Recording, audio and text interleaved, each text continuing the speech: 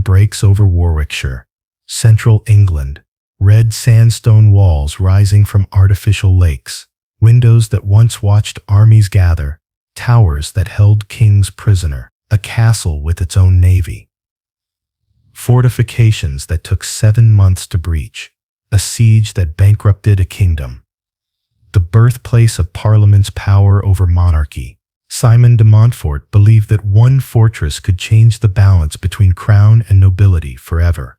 Strategic genius, or fatal miscalculation. In the year 1120, Geoffrey de Clinton received a commission from King Henry I that would reshape the trajectory of English power. The king granted him extensive lands in Warwickshire, with a directive that seemed simple on its surface: construct a fortress capable of projecting royal authority across the Midlands. What Geoffrey built would become something far more consequential than either man could have imagined. A castle that would challenge kings, shelter revolutionaries, and ultimately redefine the relationship between monarchy and governed. The location Geoffrey selected reveals sophisticated strategic thinking that transcended typical Norman military doctrine. Most Norman castles in England occupied hilltops or rocky outcrops, following continental patterns that prioritized elevation and natural defensive barriers. Kenilworth sat in relatively flat terrain, unremarkable in topography, distinguished mainly by a small stream called the Finham Brook that meandered through the valley. To contemporary military minds, this appeared to be a puzzling, perhaps even foolish choice. Geoffrey saw something others missed. The village of Kenilworth occupied the geographical heart of England, positioned 120 miles northwest of London, 95 miles from the perpetually unstable Welsh borders, and equidistant from the northern baronial lands, where rebellion frequently festered, and the southern territories where crown loyalty ran strongest. Any fortress here could project influence in every direction simultaneously. It was a hub, not an outpost. The original construction followed traditional Motte and Bailey design, a raised earthwork mound supporting a wooden keep, surrounded by a bailey or courtyard enclosed by timber palisades. The initial footprint covered approximately 2.4 acres, substantial but not exceptional for the period. Within 5 years, however, the castle had expanded to 11 acres of fortified space, exceeding the inner ward of Windsor Castle in sheer enclosed territory. This aggressive expansion program consumed resources at a rate that drew notice from royal accountants and rival nobles alike. But Geoffrey's true innovation wasn't the castle's size. It was what he did with water. The Finham Brook presented an opportunity that Geoffrey exploited with engineering audacity that bordered on revolutionary. Between 1122 and 1125, he directed the construction of 3 substantial earthen dams that transformed the stream into something unprecedented in English castle design: an artificial lake system called the Great Mere that, at maximum capacity, covered 111 acres, roughly equivalent to 85 modern football fields of water, completely surrounding the fortifications. Contemporary chronicles record the astonishment of visiting nobles who arrived expecting a conventional Norman stronghold and instead found a castle, apparently floating on an inland sea. Roger of Wendover, writing decades later, described knights staring in confusion at what appeared to be architectural madness.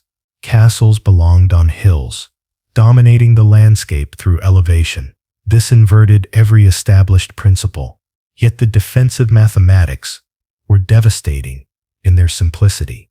Any attacking force attempting to besiege Kenilworth faced an impossible tactical problem: ford through chest-deep water while under constant arrow fire from elevated defensive positions, or construct boats and naval assault equipment, capabilities that medieval armies simply didn't possess as standard siege apparatus. The water barrier didn't just slow attackers, it fundamentally altered the calculus of siege warfare. The construction costs were extraordinary. Adding water defenses to the castle required approximately £2,000 in period currency, equivalent to roughly £8.5 million in modern purchasing power. For context, this was enough money to build 3 conventional castles of comparable size. Geoffrey was betting enormous resources on an untested defensive concept. Military engineers of later centuries would calculate that the water defenses multiplied Kenilworth's defensive capability by a factor of approximately 10, compared to conventional fortifications of equivalent wall strength and garrison size. A castle that might normally require 5,000 soldiers to successfully besiege could now require 50,000, numbers that simply didn't exist in early 12th century English warfare. Geoffrey de Clinton died in 1133, never seeing his creation tested in actual combat. His son, Geoffrey the Younger, inherited the castle but lacked his father's vision and resources.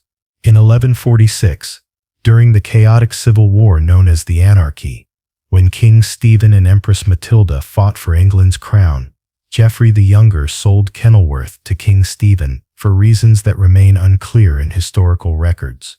Perhaps he needed immediate funds. Perhaps Stephen made an offer impossible to refuse. Perhaps the younger Geoffrey recognized he couldn't hold such a strategically vital position if the crown truly wanted it. Regardless of motivation, Kenilworth passed into royal hands, where it would remain for the next century. But the modifications were far from complete. The castle that Geoffrey built was formidable. What came next would make it legendary. When Henry II inherited England's throne in 1154, he received a kingdom fractured by nearly 2 decades of civil war.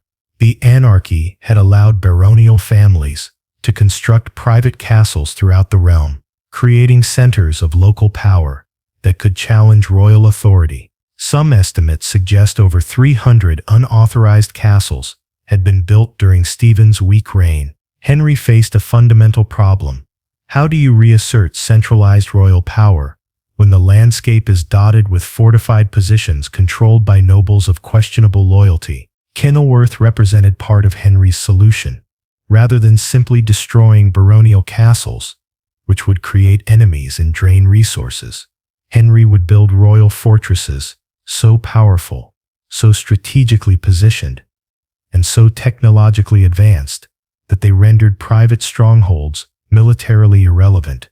Between 1160 and 1180, Henry invested what Exchequer records document as £1,093 into Kenilworth's transformation.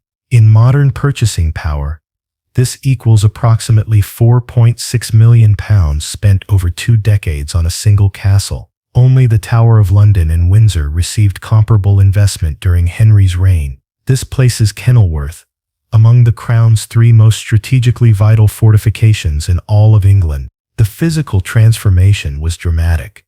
The Great Tower, now called the Keep, rose to 80 feet in height, dominating the skyline for miles in every direction. The walls expanded to 20 feet thick at the base, tapering to 12 feet thick at the top. These weren't typical Norman proportions. They were designed to resist siege engines that didn't yet exist, anticipating technological developments in siege warfare that wouldn't arrive for decades. New accommodation ranges built along the inner curtain wall could house 500 soldiers simultaneously in conditions far superior to typical medieval garrison barracks. Separate kitchens, bread ovens, smithies, armories, and storehouses created infrastructure for sustained military operations, independent of external supply lines. But architectural historians examining Kenilworth noticed something beyond pure military function. Henry wasn't just building a fortress. He was constructing governmental infrastructure. The Great Hall measured 90 feet by 45 feet, with 30-foot-high ceilings, supported by limestone pillars, carved with decorative capitals. This wasn't military architecture. This was ceremonial space, designed to project royal majesty and authority. Why build such elaborate public rooms in a military fortress? because Kenilworth wasn't just defending territory. It was becoming a regional administrative center where the king's justice could be dispensed, taxes collected, feudal obligations enforced, and royal authority made physically present across the Midlands without the king himself needing to be there constantly. Royal records, preserved in the National Archives, show that between 1170 and 1199, Kenilworth hosted 23 significant legal proceedings, more than any royal fortress, outside London and Winchester. These weren't simple local disputes. They were cases involving baronial rights, property transfers requiring royal approval, and criminal matters reserved for crown jurisdiction. Kenilworth had become a seat of government, not merely a military installation. Contemporary chroniclers also note elaborate upgrades to the castle's chapel, expanding it to accommodate ceremonies requiring multiple clergy and substantial congregations. The residential quarters gained fireplaces, expensive luxuries requiring constant fuel, along with window seats, glazed windows instead of shutters, and private chambers separated by wooden partitions. These were amenities suggesting Kenilworth might regularly house individuals of the highest status, people accustomed to comfort even in fortified settings. It did house such people. In 1173, during the rebellion of Henry's sons against their father, Eleanor of Aquitaine, Queen of England, formerly Queen of France, one of the wealthiest and most powerful women in Europe, was imprisoned at Kenilworth for several months. The castle that could withstand armies now also held queens in secure, comfortable captivity. This dual capability, military impregnability, combined with residential luxury, made Kenilworth unique among English fortresses. Consider the security requirements for holding Eleanor. She commanded loyalty from extensive networks of nobles across England and France. She possessed the political sophistication to potentially orchestrate escape or outside rescue. She needed to be held in conditions that maintained her royal dignity while absolutely preventing any possibility of freedom. Kenilworth's water defenses made external rescue practically impossible, while its luxury accommodations prevented the political complications of treating a queen like a common prisoner. By 1199, when Henry's son John inherited the throne after Richard the Lionheart's death, Kenilworth had evolved into something unprecedented in English castle design, a fortress that simultaneously served as impregnable military stronghold, regional governmental seat, luxury royal residence, and high-security detention facility for prisoners too important to risk in conventional prisons. One man would eventually recognize exactly how to weaponize that multifunctionality. His name was Simon de Montfort, and he would use Kenilworth to challenge the very foundations of royal power in England. Simon de Montfort arrived in England in 1229 as a landless younger son of a famous French crusader, born around 1208 in Montfort-l'Amaury near Paris. He possessed an aristocratic name, extensive military training, and virtually nothing else of practical value. His father, also named Simon de Montfort, had led crusades against the Albigensian heretics in southern France, earning a reputation for military skill and religious zealotry. The younger Simon inherited the reputation without the lands or wealth that typically accompanied such lineage. Medieval younger sons faced limited options: join the church, seek fortune in warfare, or marry wealth if opportunity presented. Simon chose the third path with remarkable success. By 1231, he had married Eleanor of England, sister to King Henry III, exactly how a landless French nobleman secured marriage to the king's sister remains somewhat mysterious in historical records. Some chronicles suggest Eleanor had taken vows of perpetual chastity after her first husband's death, making the marriage technically problematic from a church perspective. Other sources indicate Henry arranged the marriage himself, seeing Simon as a useful ally. Regardless of the marriage's circumstances, It transformed Simon's position overnight. By 1238, he was confirmed as Earl of Leicester, holding one of England's most prestigious titles, along with extensive estates, generating substantial annual income. In less than a decade, Simon had risen from foreign nobody to English earl, a trajectory almost without parallel in medieval social mobility. How did he accomplish this? The chronicler Matthew Paris, who knew Simon personally and generally disliked him, grudgingly admitted that Simon possessed the ability to read men and terrain with equal precision. This wasn't meant as a compliment. Matthew was suggesting Simon was manipulative, calculating where to apply pressure to achieve maximum advantage. But the description reveals something important. Simon understood power in ways most nobles didn't. Medieval nobility typically viewed power through hereditary lenses.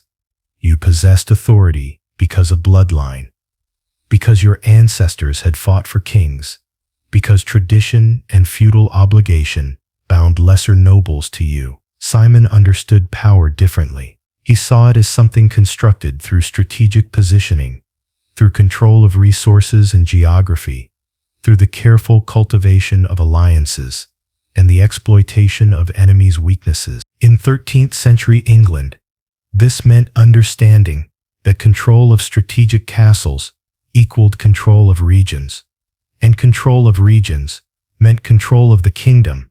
Whoever held the fortresses controlled the territory, collected the revenues, commanded the loyalty of local knights, and could raise armies when needed. Kings who lost their castles lost their kingdoms. King Henry III granted Simon de Montfort custody of Kenilworth Castle in 1244. On its surface, this appeared to be a routine distribution of royal property to a trusted ally. Henry was consolidating power after years of baronial tension, rewarding loyalists with strategically important positions. He trusted Simon completely at this point. Simon was family, married to his sister, consistently supportive in court politics. But the timing is worth examining more closely. By 1244, Henry's reign was already showing the strains that would eventually break it. His obsession with reclaiming lost French territories consumed vast sums accomplishing nothing.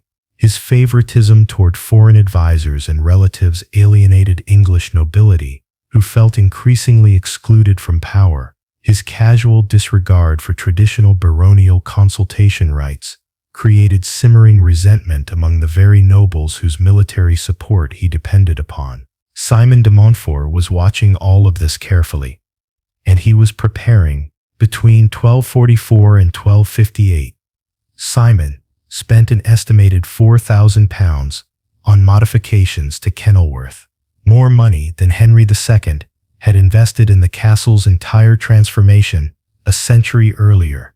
This was extraordinary expenditure for a noble on personal property. Most earls inherited castles and maintained them at minimal cost. Simon was building. What exactly was he constructing? The outer curtain wall extended the defensible perimeter from 11 acres to 19 acres, nearly doubling the fortified area. New towers, Lund's Tower, Water Tower, Mortimer's Tower, covered defensive angles that the original Norman construction had left vulnerable. The causeway crossing the Great Mere gained 3 separate defensive positions where attacking forces could be bottlenecked and subjected to concentrated arrow fire.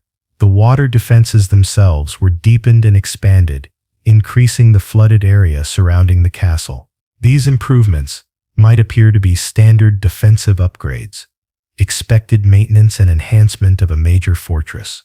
But Simon's personal correspondence, portions of which survive in the Leicester Borough archives, includes detailed notes about siege resistance duration, calculations about garrison supply requirements for extended periods, and assessments of how long various defensive features could hold against different types of assault. Why would a supposedly loyal earl be calculating how long his castle could resist siege? Who exactly did he think might attack it?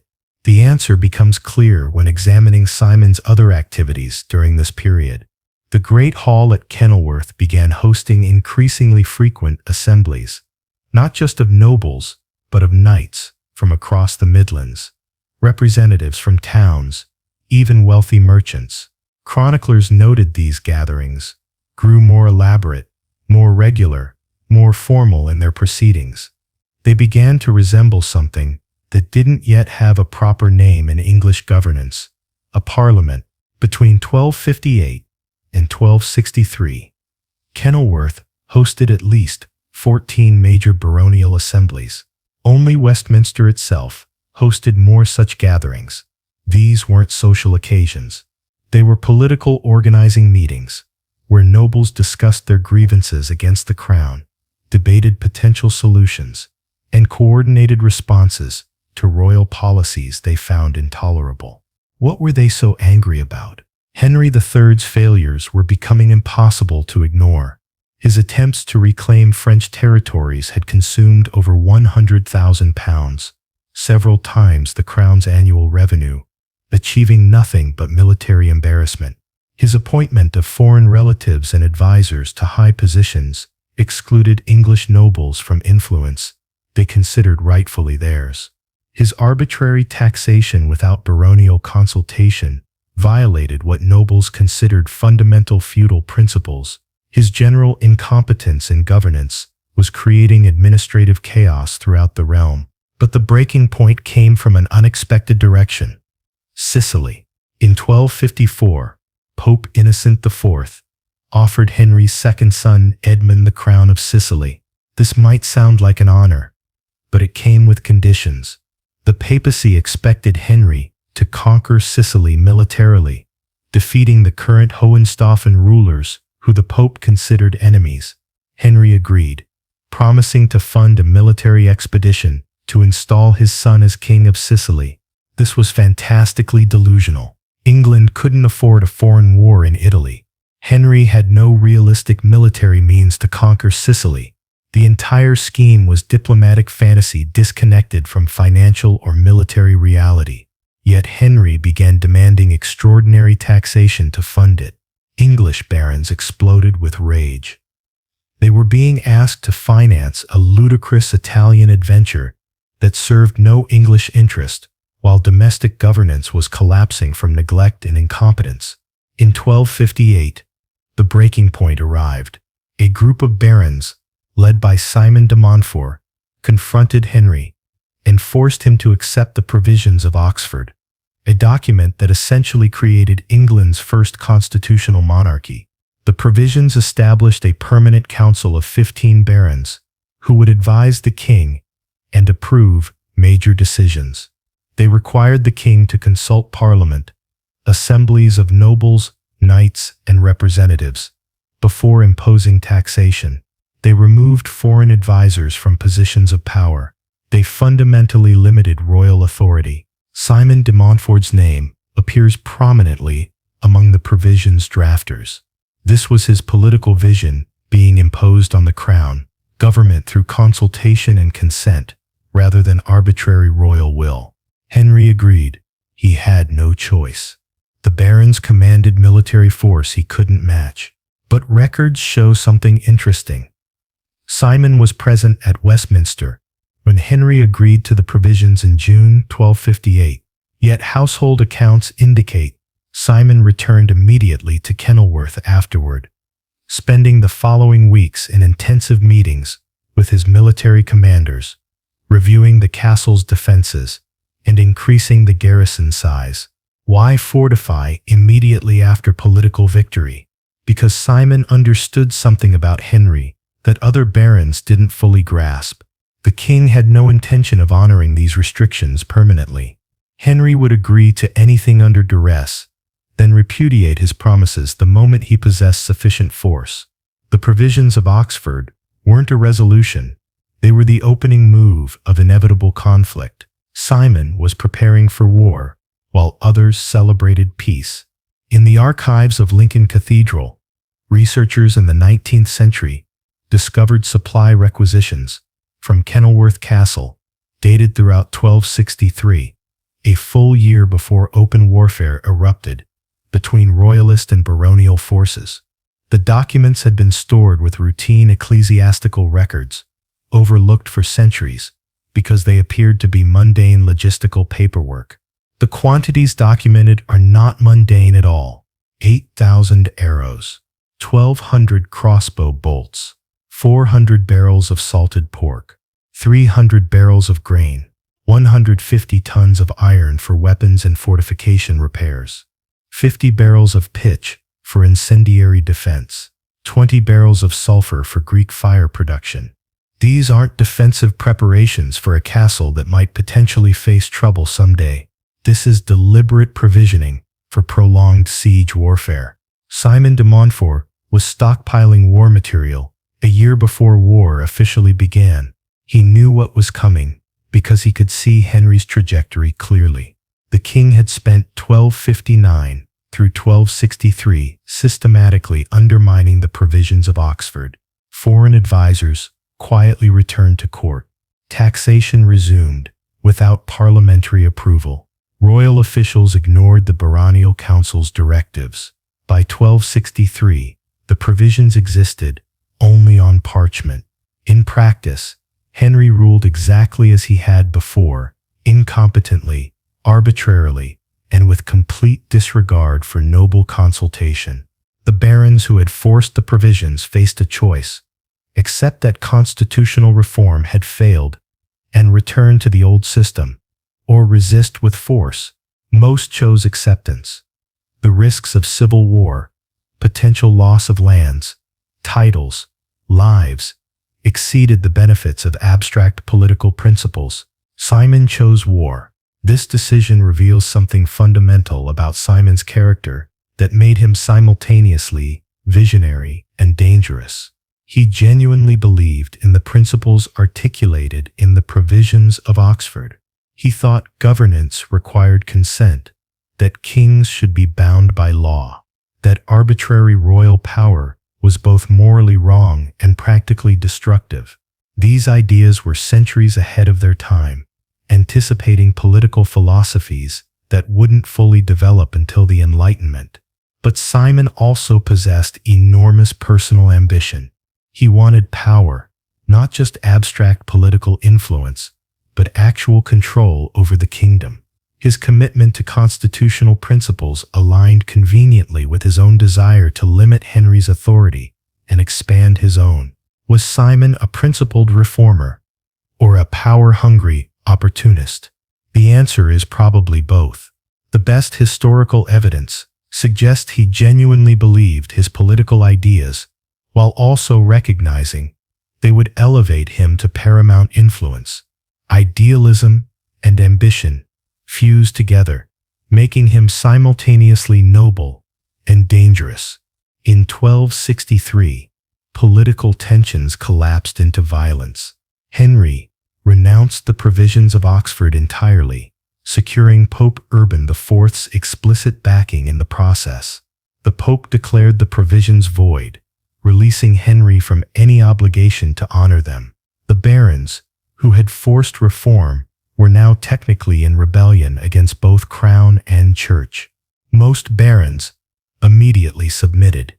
Fighting was one thing. Fighting, when the Pope declared you wrong, was spiritually terrifying for medieval nobles who genuinely believed in damnation. Simon didn't submit. He prepared, and he possessed a fortress that changed the military mathematics of the coming conflict entirely. Understanding why Kenilworth mattered requires understanding medieval English military geography. Most civil wars in England followed predictable patterns. Royal forces, based primarily in London and the wealthy southern counties, would march against baronial strongholds, typically located in the north, the Welsh Marches, or other peripheral regions. The crown held interior lines, shorter supply routes, faster concentration of forces, better roads, wealthier supporting territory. Rebellious barons operated from geographical peripheries, always fighting with disadvantages of distance and resources. Simon inverted this calculation. Kenilworth sat in the Midlands, at the geographical center of England. From this position, Simon's forces could strike in literally any direction. North toward sympathetic barons in Yorkshire, south toward London and the Crown's financial centre, east toward the wealthy merchant cities of East Anglia, west toward potential allies in Wales who opposed English royal authority. The castle was 4 days' hard march from London, 3 days from the Welsh borders, 5 days from York, 2 days from Oxford. Every major road network in England passed within 40 miles of Kenilworth. Whoever controlled this position could project force across the entire kingdom more efficiently than the king himself could from London.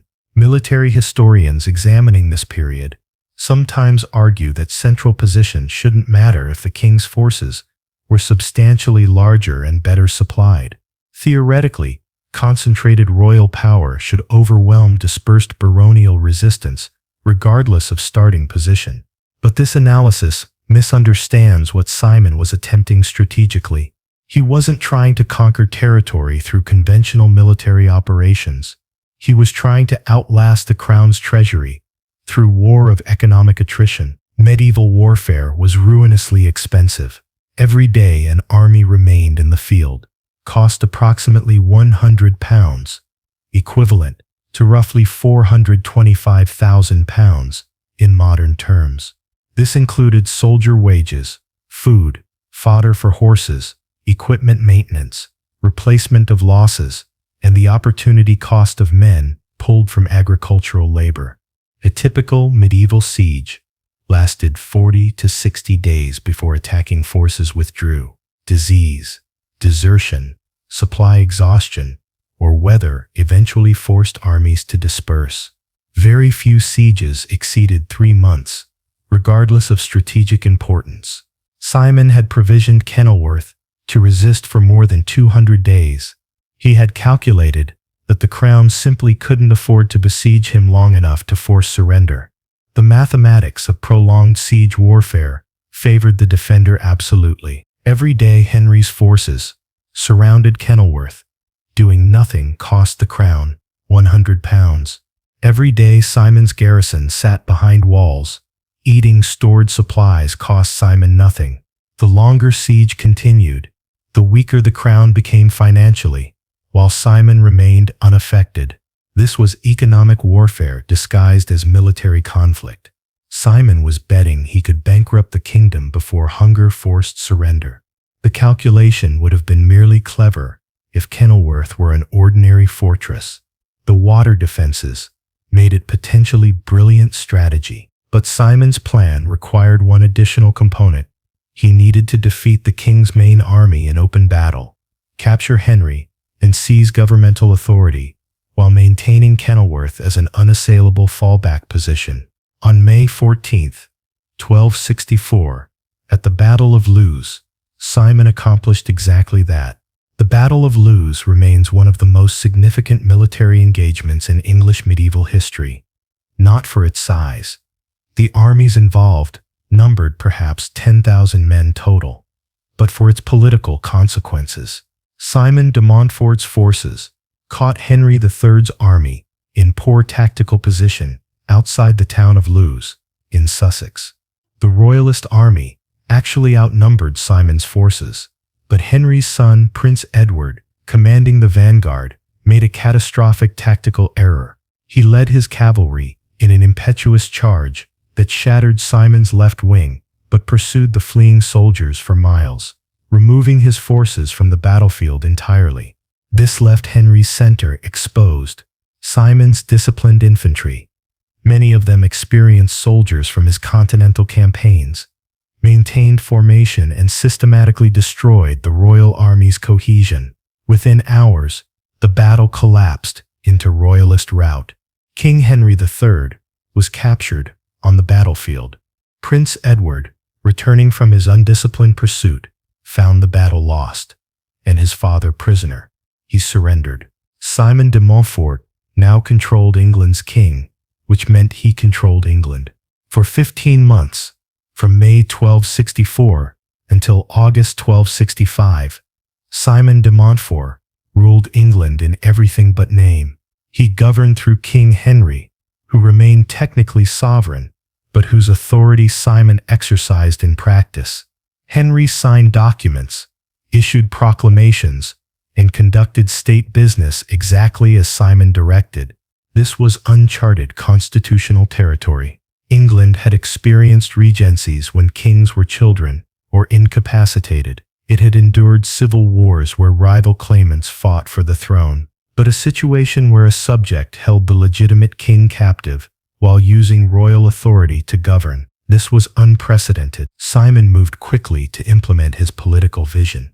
He called what historians now recognize as England's first true parliament in January 1265. This wasn't a gathering of just barons and prelates, the traditional composition of royal councils. Simon summoned knights from every shire and representatives from major towns and cities. Commoners participated in national governance for the first time in English history. The Parliament met at Kenilworth initially, then moved to Westminster. It debated taxation, discussed legal reforms, addressed baronial grievances, and established precedents for how representative assemblies might function in English government. These innovations would influence constitutional development for centuries. But Simon made several fatal miscalculations, the most serious of which concerned Prince Edward. Edward had been 25 years old at Lewes, young and impetuous, prone to tactical errors like the cavalry charge that cost his father the battle. Simon apparently assessed him as a rash youth, more dangerous to his own side than his enemies. This was catastrophically wrong. Edward possessed his father's intensity, combined with strategic patience. Henry completely lacked, held in loose captivity. Edward observed Simon's governance, identified his weaknesses, cultivated relationships with disaffected barons, and planned. In May 1265, Edward escaped. The circumstances remain somewhat unclear in chronicles. Some accounts suggest he was allowed to exercise horses and simply rode away from inadequate guards. Others hint at more elaborate conspiracy involving bribed custodians. Regardless of method, Edward was free. Within weeks, he had assembled a loyalist army. Many barons, who had initially supported Simon's reforms, had grown uncomfortable with his increasingly autocratic governance. Simon claimed to rule through Parliament, but his actual exercise of power looked remarkably similar to the arbitrary royal authority he'd supposedly opposed. Disillusionment drove former allies toward Edward. On August 4th, 1265, Edward trapped Simon's army in a valley near Evesham in Worcestershire. Simon had been marching to join forces with his son's army, not expecting Edward to move so quickly. When Simon realized Edward's forces surrounded him, he reportedly said, "They come on skillfully. They learned it from me." The Battle of Evesham wasn't really a battle. It was systematic slaughter. Edward's forces outnumbered Simon's approximately 3-1. Simon's army was exhausted from marching, caught in poor position, with no escape routes. The engagement lasted less than 2 hours. Simon's army, of approximately 5,000 men, was annihilated. Casualty rates exceeded 80%, extraordinarily high by medieval standards, where most battles ended when one side routed, not when one side was killed. Simon de Montfort died fighting on the battlefield.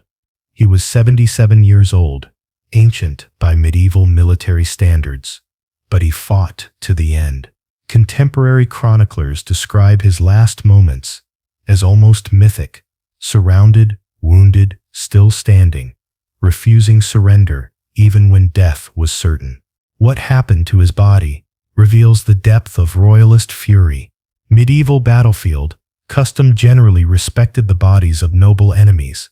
They might be held for ransom or buried with minimal honor, but deliberate mutilation was considered barbaric. Simon's body was mutilated with systematic brutality. His hands were cut off. His feet were removed. His head was severed. His genitals were cut off and hung on his nose. The pieces were sent to different locations as trophies. This wasn't normal. This was rage. Why such extraordinary fury? Because Simon had nearly succeeded at something unprecedented in medieval political history. He'd captured a king, ruled a kingdom for 15 months, and created governmental structures that fundamentally challenged the divine right of monarchy. He'd proven that kings could be held accountable, that government could function through representation, that power didn't have to flow exclusively from royal authority.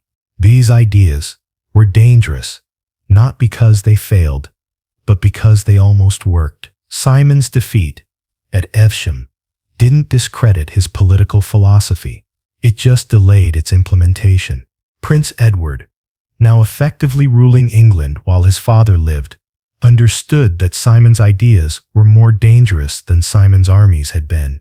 Those ideas had a physical home, a fortress where Simon had held his parliaments, where the constitutional principles had been debated and developed, where the infrastructure of alternative governance had been built. Kenilworth Castle still stood, held by Simon's surviving sons and loyalist garrison forces. It represented everything Edward needed to destroy: the military capability to resist crown authority, the symbolic center of baronial reform, and the practical demonstration that castle fortifications could effectively neutralize royal military superiority.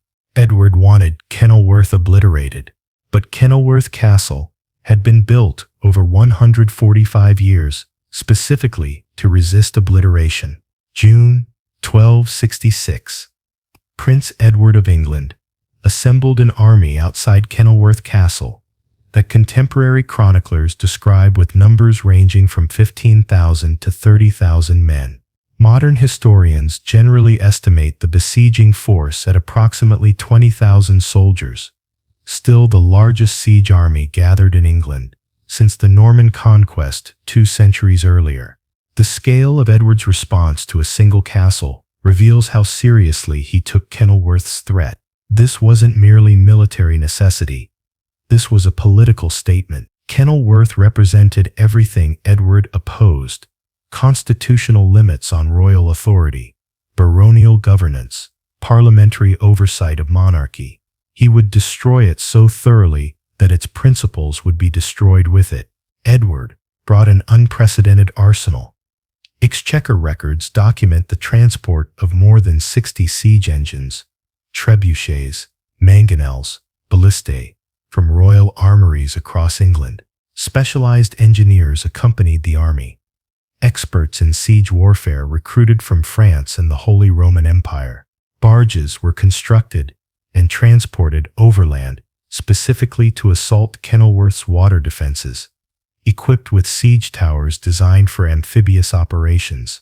The estimated daily cost of maintaining this siege force approached £100, approximately £425,000 in modern currency.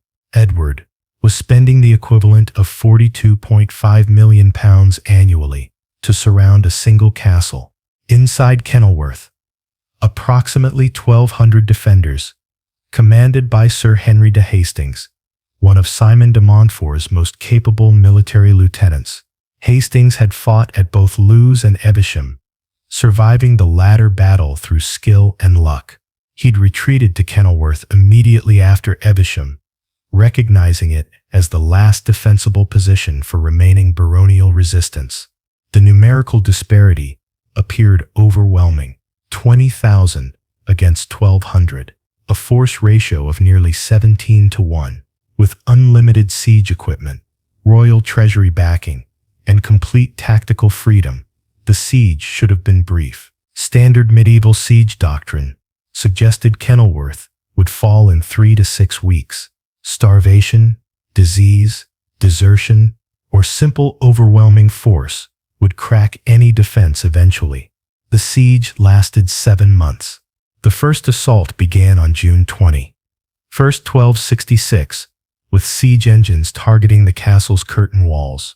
Edward's engineers had calculated that concentrated bombardment from multiple trebuchets could breach red sandstone fortifications within a week of sustained fire.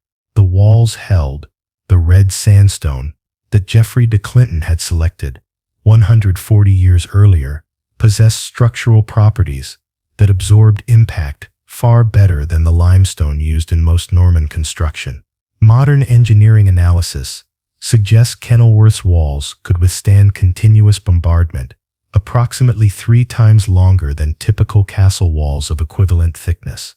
But the water defenses were the real obstacle. Edward's siege engines sat on ground surrounding the Great Mere, firing at maximum range across 100 to 300 yards of water, depending on position.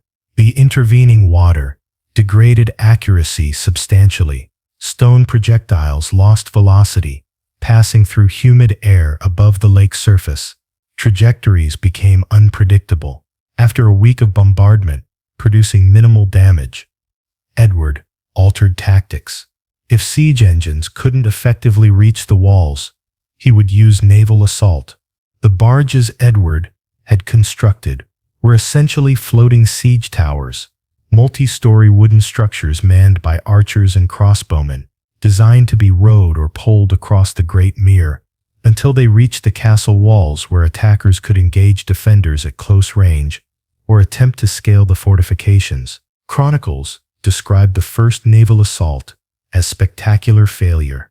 The Great Mere's depth varied from 4 to 12 feet depending on season and location. The barges, heavily laden with soldiers and equipment, repeatedly grounded in mud and shallow sections. Defenders on the castle walls rained crossbow bolts and arrows down on immobilized barges, full of soldiers who couldn't maneuver or retreat.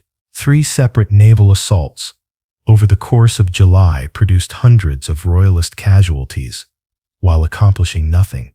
The barges that weren't sunk were eventually abandoned, left to rot in the lake as expensive failures. Edward escalated again. If he couldn't breach the walls or assault them directly, he would starve the defenders. Traditional siege doctrine relied on cutting off supplies and waiting for hunger to force surrender. But this assumed defenders possessed limited provisions. Edward appears to have initially assumed Kenilworth's garrison held perhaps 30 to 60 days of food, standard provisioning for a major castle. He was catastrophically wrong. After the siege ended, records captured from Kenilworth revealed Simon de Montfort's supply preparations. The castle held 1,100 barrels of grain, 600 barrels of salted meat, 300 barrels of ale, 40 tons of cheese, and an independent water supply from wells inside the inner ward that couldn't be contaminated or cut off. Modern historians calculate this represented sufficient supplies to feed 1,200 people for approximately 8 months under rationing, longer if supplemented by any food production within the castle grounds. The defenders weren't just supplied, they were provisioned for longer siege than Edward could possibly afford to maintain. As summer turned to autumn, the dynamic of the siege shifted in ways that must have been psychologically devastating for Edward's forces. Soldiers in the siege camp could see well-fed defenders walking the castle walls, even occasionally taunting them. The besiegers were living in tents, dealing with deteriorating camp conditions, watching their own supplies dwindle, all while the people they were supposed to be starving appeared comfortable. By September, Edward faced a genuine crisis. 3 months of siege had cost approximately £9,000, equivalent to roughly £38 million in modern currency, while achieving absolutely nothing. The castle walls remained intact. The garrison showed no signs of supply shortages. Morale among royalist forces was declining as disease began spreading through the siege camp. Exchequer records show increasing desperation in Edward's financial requests. He was demanding emergency taxation from counties, requisitioning supplies from monasteries, even borrowing money from Italian banking houses at punishing interest rates. The siege was consuming royal finances at an unsustainable rate. The defenders, inside Kenilworth, knew all of this. Medieval siege warfare included surprisingly substantial communication between besiegers and besieged. Heralds moved Between camps, under flags of truce, prisoners were sometimes exchanged. News traveled. Henry de Hastings understood that every day of continued resistance weakened the crown's financial position. This was economic warfare, exactly as Simon de Montfort had planned. The castle's physical defenses were important, but the real weapon was time. Each passing day cost Edward money, while costing Kenilworth nothing. October brought the first outbreaks of dysentery in the royal camp, the siege killer that destroyed more medieval armies than enemy weapons ever did. Primitive sanitation, contaminated water supplies, and dense troop concentrations created perfect conditions for disease spread. Chronicles mention mass graves being dug outside the siege lines. November brought political complications. Other castles, still held by Simon de Montfort's surviving supporters, were watching Kenilworth's resistance. If the prince couldn't take Kenilworth with unlimited resources and massive force, perhaps the baronial cause wasn't dead. Perhaps continued resistance was viable. December brought winter. Medieval siege warfare had informal but universally understood conventions. You didn't conduct sieges in winter, except in truly desperate circumstances. Disease, desertion, and weather made it practically suicidal. Armies wintered in permanent quarters, resuming campaigns in spring. Edward kept his forces in place. This decision reveals how personal the siege had become for Edward. Rational military calculations suggested he should withdraw, preserve his forces, return in spring with a different strategy. But Kenilworth represented something beyond military objective. It was the last bastion of everything his father had struggled against. Baronial power that challenged crown authority, constitutional principles that limited royal prerogative, the physical embodiment of Simon de Montfort's reform vision. Edward would not let it survive. But continuing was bankrupting the kingdom faster than the original civil war had. By late December, royal financial records show Henry III himself sending messages from London, expressing profound concern about the treasury's depletion. Some historians interpret these records as suggesting Henry was preparing to order Edward to negotiate settlement. The siege had cost approximately £20,000 by Christmas 1266, equivalent to roughly £85 million in modern currency. This represented nearly twice the crown's annual revenue. England's government was effectively insolvent. January 1267 brought the breaking point, but not the one Edward had hoped for. The defenders weren't surrendering due to starvation, thirst, disease, or military pressure.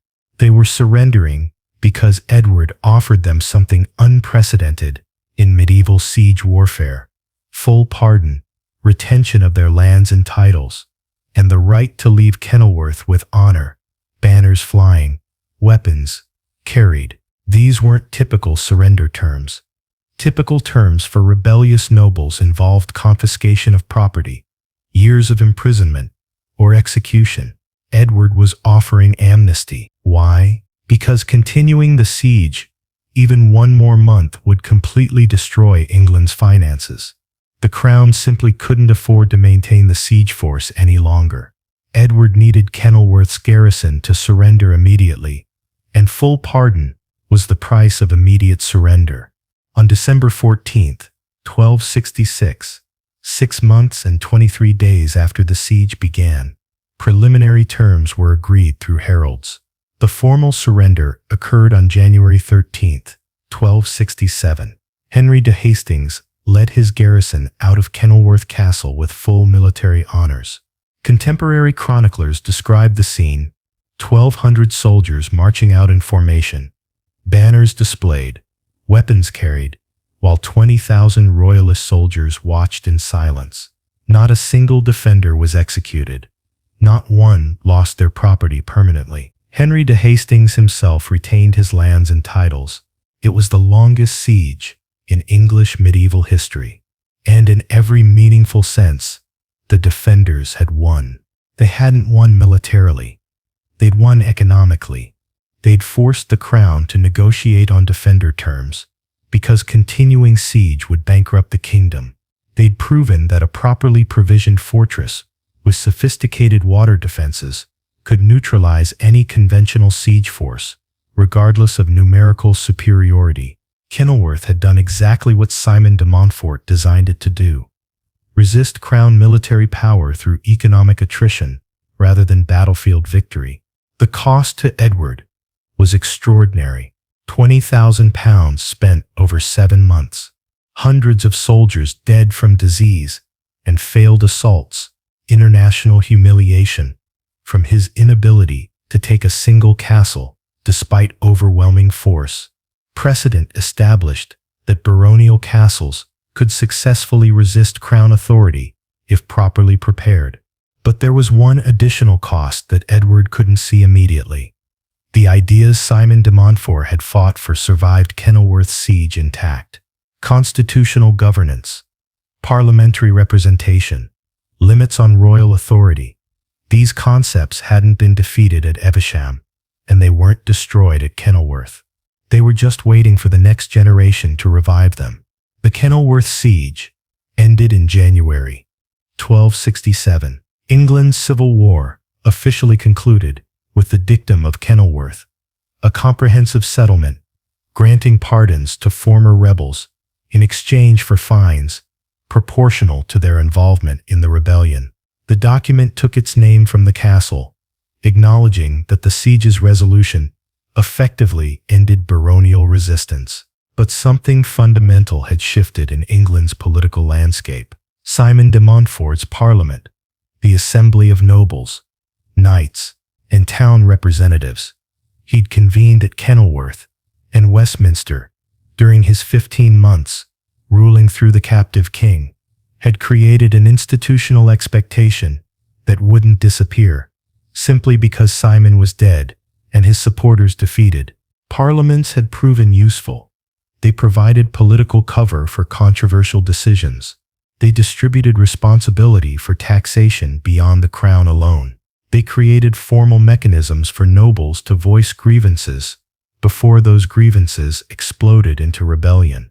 They were too valuable to abandon entirely despite their limitation of royal authority. When Edward became King Edward I in 1272, after his father's death, he called Parliament 46 times during his 35-year reign. This was more than any previous English monarch. Edward, who had fought so hard against baronial constitutional reforms, ended up governing through the very institutions those reforms had created. The irony would have amused Simon de Montfort. Edward's parliaments weren't identical to Simon's vision. They included fewer commoners, gave less actual authority to representatives, and functioned more as advisory councils than governing bodies. But the precedent existed. The expectation that kings would consult Parliament before major decisions became embedded in English governance. Constitutional historians debate whether Simon de Montfort should be considered a founder of English democracy, or simply an ambitious noble who happened to use representative assemblies as political tools. The answer is probably both. His motivations were mixed, combining genuine political principles with substantial personal ambition, but his actions, whatever their motivation, established patterns that evolved into modern parliamentary government. Kenilworth itself entered a strange twilight period after 1267. Edward I granted it to his younger son Edmund in 1279. The castle passed through various royal hands over subsequent decades, serving as administrative center, occasional residence, and symbolic reminder of crown power over baronial resistance. But its active military role was essentially finished. Between 1267 and 1361, Kenilworth hosted only 12 recorded royal visits, a dramatic decline from its 13th century prominence as frequent royal residence and governmental center. The castle that had been England's most strategically vital fortress became an occasionally used property of decreasing importance, until 1361, when John of Gaunt acquired it and transformed its purpose entirely. John of Gaunt was the fourth son of King Edward III and one of the wealthiest men in medieval Europe. Born in 1340 in Ghent, hence Gaunt, the English corruption of the city's name, he accumulated vast properties through inheritance and marriage, eventually controlling territories that generated annual income exceeding that of many European kingdoms. When Gaunt received Kenilworth in 1361, he saw something very different from what previous owners had seen. Where military commanders saw fortifications, where kings saw strategic control points, where Simon de Montfort saw revolutionary infrastructure, Gaunt saw potential for magnificent residential palace. Between 1361 and 1380, Gaunt invested more than £1,000, equivalent to approximately £8.5 million in modern currency, transforming Kenilworth from fortress to luxury residence. The modifications reveal shifting priorities in 14th century noble life. The Great Hall Gaunt constructed remains one of the finest examples of late medieval secular architecture surviving in England. It measures approximately 90 feet long by 45 feet wide, with walls rising 30 feet to timber roof, supported by elaborate carved corbels. 6 massive windows on each side, far more glass than defensive architecture would allow, flooded the interior with light. The western wall featured an enormous fireplace capable of burning entire tree trunks, creating heat sufficient to warm the vast space, even in brutal English winters. This wasn't military architecture. This was conspicuous display of wealth and taste, designed to impress visiting nobles with Gaunt's magnificence. Gaunt also added extensive residential ranges, private chambers for family and honored guests, each with fireplaces, glazed windows, and decorative wall paintings. Garderobes, medieval toilets, were installed with sophisticated drainage systems. The kitchens were expanded to handle elaborate banquets, requiring multiple courses served to hundreds of guests simultaneously. Kenilworth's transformation under Gaunt reflects broader changes in English noble culture during the 14th century. Earlier medieval nobles lived relatively simply even in castles, prioritizing military function over comfort. By Gaunt's time, the highest nobility expected luxury rivaling royal courts. Castles became statements of cultural sophistication, not just defensive capability. But Kenilworth's most famous transformation was still ahead, under an owner even wealthier and more ambitious than Gaunt. Robert Dudley, Earl of Leicester, favorite of Queen Elizabeth I. In 1563, Queen Elizabeth I granted Kenilworth Castle to Robert Dudley. This gift represented extraordinary royal favor. Dudley was already wealthy, already powerful, already Earl of Leicester. Kenilworth made him one of England's largest landholders and placed him in control of a property with immense symbolic significance. Speculation about Elizabeth and Dudley's relationship has occupied historians for centuries. Were they lovers? Did Elizabeth want to marry him, but political considerations prevented it? Did Dudley hope to become king consort? The evidence is ambiguous, but one thing is certain. Elizabeth trusted Dudley absolutely and showered him with honors, properties, and influence beyond any other courtier. Dudley recognized that Kenilworth represented an opportunity to display his status and potentially advance his ambitions through spectacular entertainment of the Queen. Between 1563 and 1575, he spent enormous sums. Estimates suggest more than £60,000, equivalent to approximately £510 million in modern currency, transforming Kenilworth into what he hoped would be England's most magnificent non-royal residence. The modifications were extraordinary. Dudley constructed an entirely new residential range, now called Leicester's Building, with state apartments designed specifically for royal visits. The rooms featured elaborate plasterwork ceilings, paneled walls, enormous windows, and every luxury 16th century technology could provide. He created extensive formal gardens with elaborate fountains, sculptured hedges, and exotic plantings imported from continental Europe. The gardens alone employed more than 30 full-time gardeners maintaining displays designed to impress the Queen. He built a massive gatehouse, subsequently called Leicester's Gatehouse, adorned with his coat of arms and devices celebrating his relationship with Elizabeth. The structure broadcast his status as the Queen's favorite to anyone approaching the castle. But all of this was preparation for a single event: Elizabeth's visit in July 1575. The Queen's progress tours, her movements around England visiting noble properties, were simultaneously honor and financial nightmare for her hosts. Entertaining Elizabeth with sufficient magnificence to satisfy her, while not appearing to overshadow royal courts, required extraordinary expenditure. Hosts who disappointed risked losing favor. Hosts who were too successful risked arousing jealousy. Dudley aimed for spectacular. Elizabeth arrived at Kenilworth on July 9, 1575, accompanied by her court, hundreds of nobles, servants, and officials who all required accommodation, feeding, and entertainment. She stayed 19 days. This was extraordinary. Elizabeth's typical visits lasted 3 to 5 days. 19 days represented the longest single stay at any subject's property during her entire 45-year reign. The extended duration revealed Elizabeth's genuine affection for Dudley and her delight in Kenilworth's entertainments. What were those entertainments? Contemporary accounts describe spectacles unprecedented in English court life. On the lake that had once held medieval siege barges, Dudley created a floating garden, an artificial island covered with flowers, trees, and mechanical devices, including a moving dragon.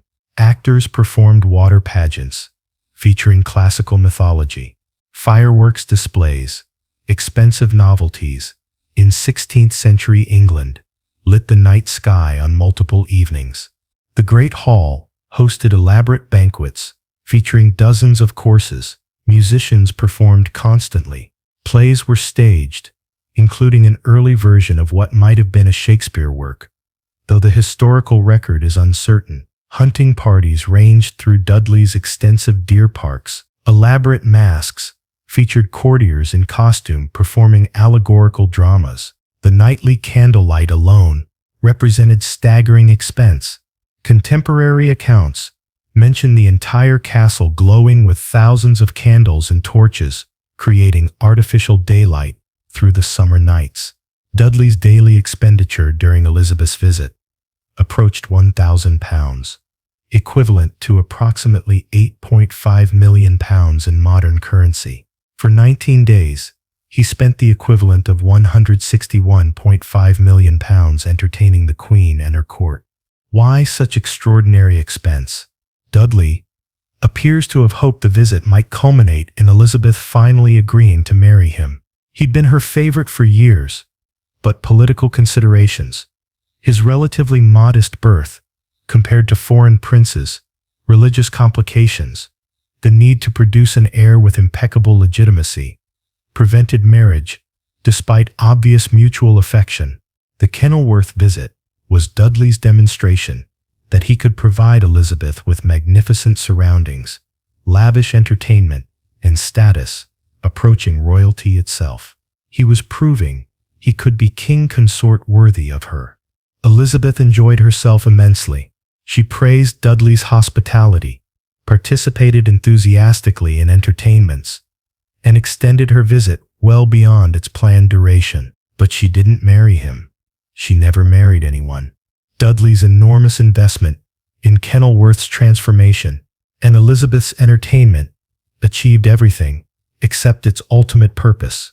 He remained her favorite, retained his influence and properties, but never became more than a subject. But even this spectacular moment was temporary in Kenilworth's long history. Another transformation, far more destructive, was coming.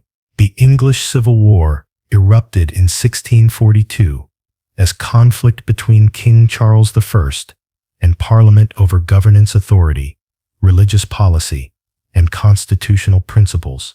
In many ways, it was the conflict Simon de Montfort had started in the 13th century, finally reaching its inevitable conclusion.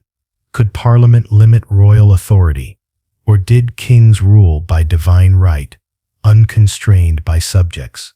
Kenilworth Castle, held by parliamentary forces against the king, once again became a military stronghold. But the castle that had withstood 7 months of medieval siege faced a very different military environment in the 17th century. Gunpowder artillery had revolutionized siege warfare. The trebuchets and mangonels that bounced uselessly off Kenilworth's red sandstone walls in 1266 had been replaced by cannons that could breach any masonry fortification given sufficient time and ammunition. The water defenses that made medieval assault impossible were less relevant when artillery could fire across the lake with accuracy, striking walls repeatedly until they collapsed. The castle still provided substantial defensive advantage, but it was no longer impregnable.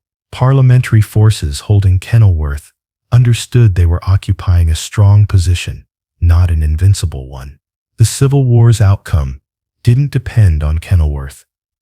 King Charles was ultimately defeated, captured, tried for treason, and executed in January 1649. One of the most shocking events in European royal history. But Parliament faced a problem. England still contained dozens of major castles, defensive positions that could potentially shelter future royalist rebellions or ambitious nobles seeking to challenge parliamentary authority.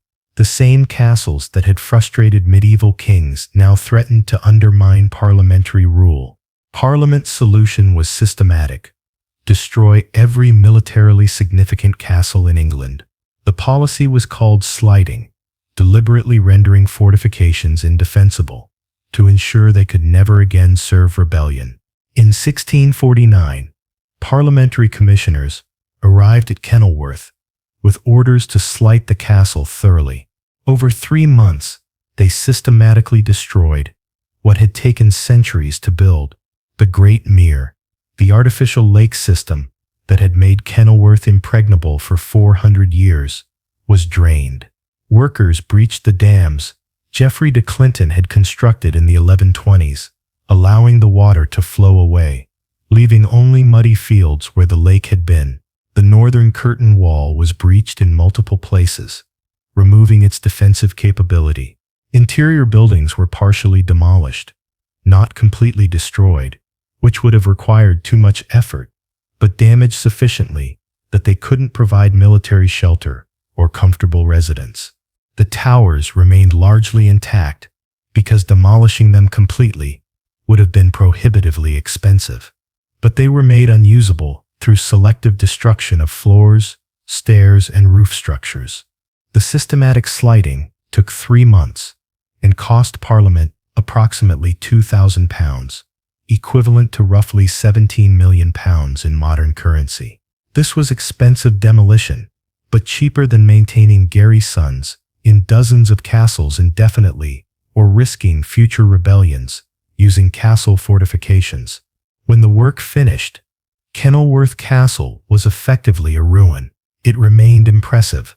The sheer scale of the medieval construction meant even damaged fortifications appeared substantial, but it was no longer defensible or habitable. The castle that had withstood every military assault in its 500-year history was finally defeated, not by enemy armies, but by deliberate, calculated demolition by people who controlled it.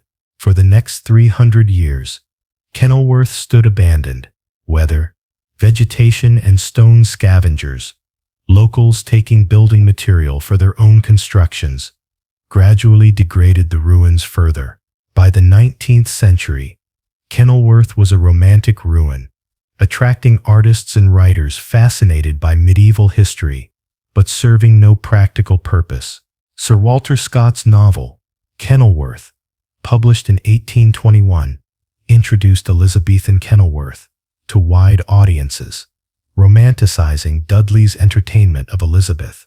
and creating popular fascination with the castle's history. This literary success helped preserve the ruins. Local antiquarians recognized the site's historical importance and protected it from complete destruction. In 1937, Sir John Sidley purchased Kenilworth and initiated conservation efforts, stabilizing walls and preventing further deterioration. In 1984, his descendant Lord Kenilworth transferred ownership to English Heritage, the government organization responsible for preserving historic sites. Today, Kenilworth Castle receives approximately 180,000 visitors annually. The ruins remain substantial. The keep still rises to its full 80-foot height. The Great Hall's walls stand complete. Leicester's gatehouse survives intact. Enough remains to convey the castle's original magnificence, while the missing elements testify to its violent history. Kenilworth Castle never fell by force of arms. It wasn't conquered in 1266, despite the longest siege in English medieval history. It wasn't stormed in the 1640s, despite parliamentary artillery superiority. No enemy army ever successfully took Kenilworth while defended by determined garrison. It was simply deemed too dangerous to exist intact. Walk through the ruins today, and you can still see the red sandstone walls that absorbed trebuchet bombardment for 7 months, while Prince Edward's treasury bled money into Warwickshire mud. The towers where Henry de Hastings and his 1,200 defenders watched 20,000 royal soldiers accomplish nothing except their own financial exhaustion.